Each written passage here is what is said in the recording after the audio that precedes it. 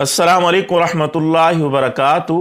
बाज़ लोग नमाज तरावी पढ़ते हैं और एक गलती करते हैं जिसकी वजह से वो पकड़ का बायस बन जाती है। वो गुनाहगार हो रहे होते और उन बेचारों को पता भी नहीं होता। वो समझते हैं कि हमने अपनी ज़िम्मेदारी पूरी कर ली, नमाज तरावी अदा कर ली, हमें बस सवाब मिलता रहेगा।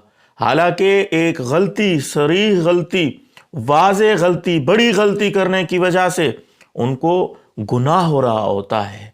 हो सकता है आप भी इस गलती के बारे में जानते हूँ लेकिन अमल में ना हो। वीडियो देखें तो इसके ऊपर अमल करें।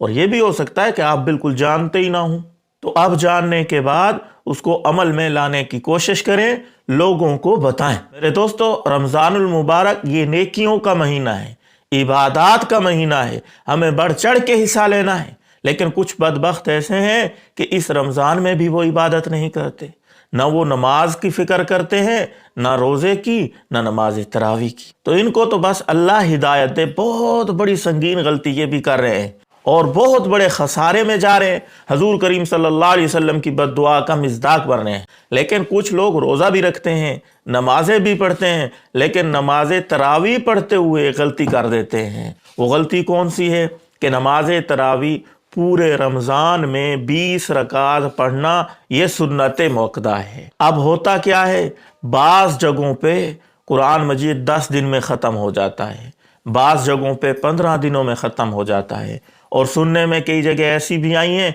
कि सिर्फ 5 दिन में पूरा कुरान मजीद तरावी में पढ़ दिया जाता है। फिर उसके बाद कुरान मुकम्मल नहीं पढ़ा जाता तरावी में, बल्कि सूरतों में नमाज तरावी पढ़ी जाती है। तो कुछ लोग ऐसा करते हैं, ऐसी जगहों पे जाते हैं जहां कुरान मजीद चंद दिनों में ख़त्म हो जाता है।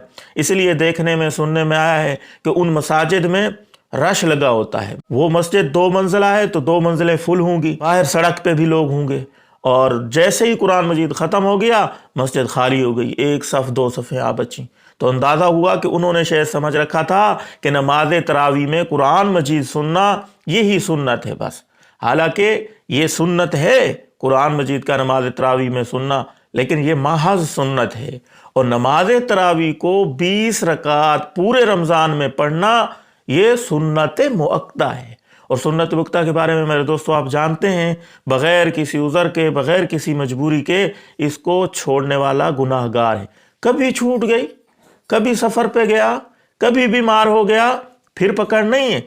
इसको मुस्तकिल छोड़ लेना, 10-10 दिन ना पढ़ना, 15-15 दिन नमाज तरावी को बिल्कुल पढ़ना ही ना, इसके ऊपर आप गुनाहगार होंगे, पकड़ का बायस बनेगा। इसलिए नमाज तरावी पूरे रमज़ान में 20 रकात पढ़नी चाहिए, कम भी नहीं पढ़नी चाहिए। बाद लोग कम पढ़ के निकल जाते हैं। ये भी 20 रकात नमाज तरावी जो कि सुन्नत मुअक्कदा है उसके छोड़ने वाले हैं।